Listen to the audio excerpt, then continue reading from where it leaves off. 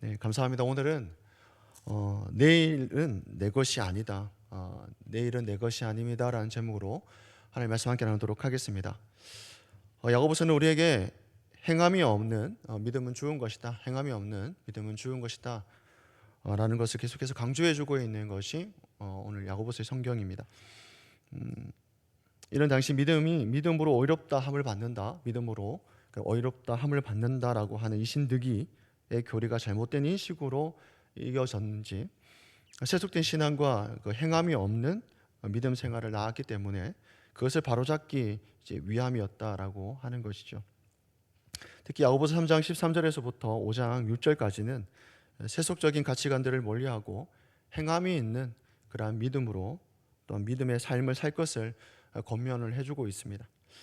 오늘 야고보서 4장 13절과 우리 14절을 중심으로 해서 생각을 해보겠는데, 이 권면의 핵심 중에 하나는 인생의 계획과 주권에 대한 우리의 태도를 점검해 주는 말씀이 되는 것이죠. 오늘 이 구절을 중심으로 한번 생각해 보겠습니다.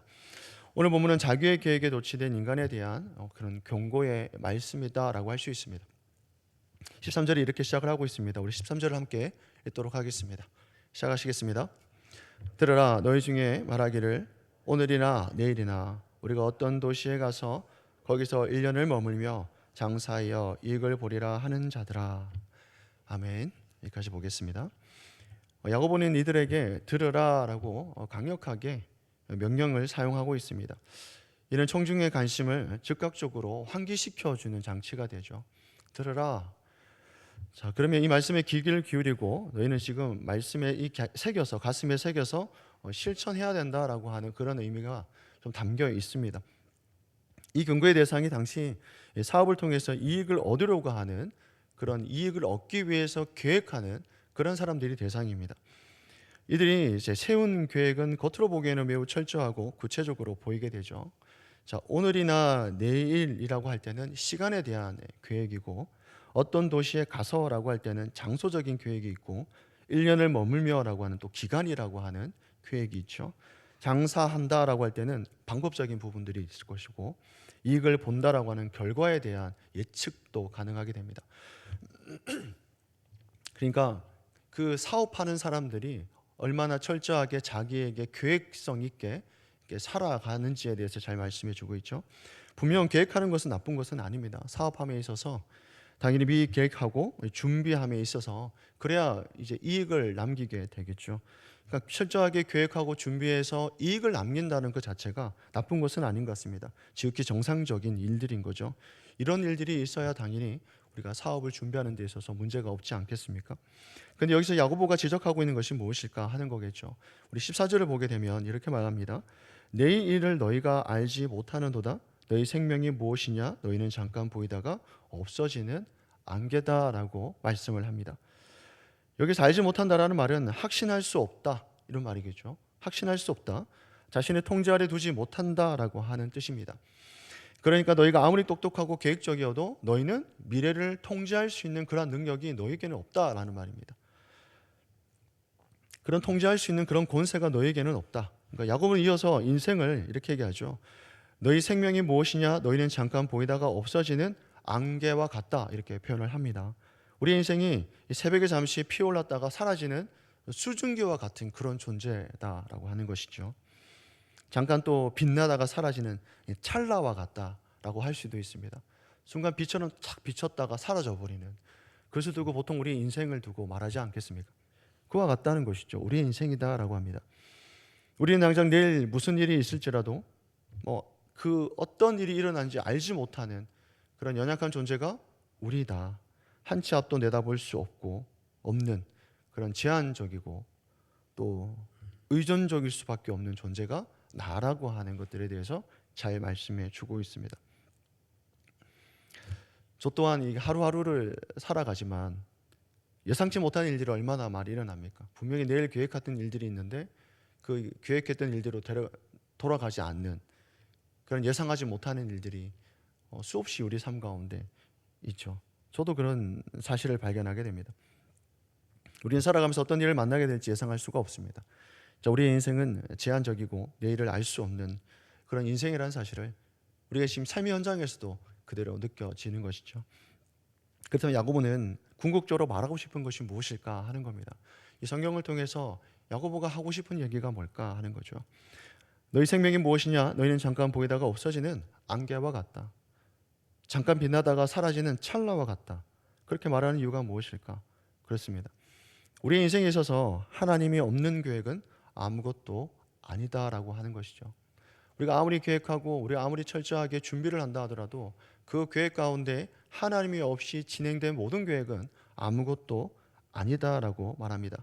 마치 이 모든 일들이 자기 손에 있는 것처럼 자신의 생각대로 그대로 이루어질 것을 확신하며 사는 것이 그것이 문제다라고 말합니다. 하나님을 고려하지 않는 채 자신의 인생을 계획하고 있는 어리석은 자의 모습을 보여주고 있죠. 영원하신 하나님 앞에서 인생의 주인이 자신이라고 생각을 하면서 하나님을 배제하며 배제하는 것이 얼마나 어리석고 부가치한 일인지에 대해서 잘 알려주고 있다는 겁니다. 미국의 심리학자 슐츠라고 하는 사람이 인간의 불안에 대해서 이렇게 말합니다. 사람이 가장 불안해지는 순간은 모든 것을 내가 통제할 수 있다고 믿었는데 그것이 무너질 때라고 합니다.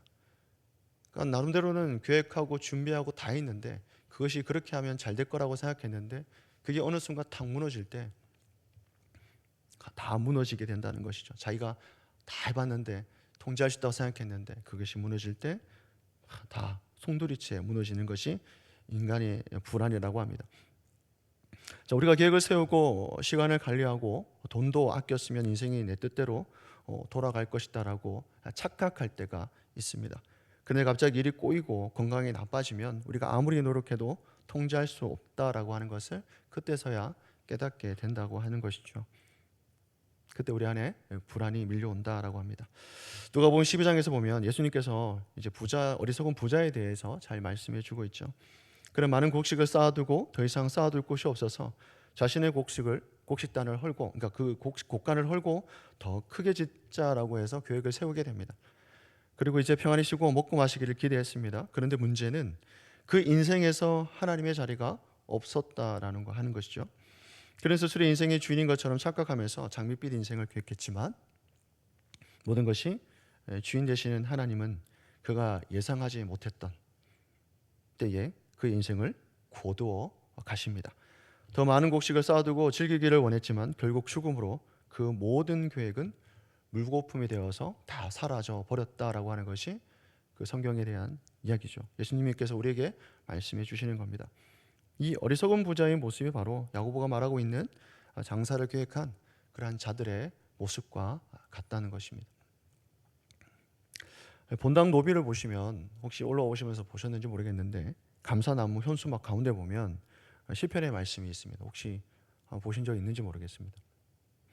제가 그냥 로비를 이렇게 서성이다가 그 구절이 들어와서 계속 구절을 좀 몇 번씩 되뇌었습니다.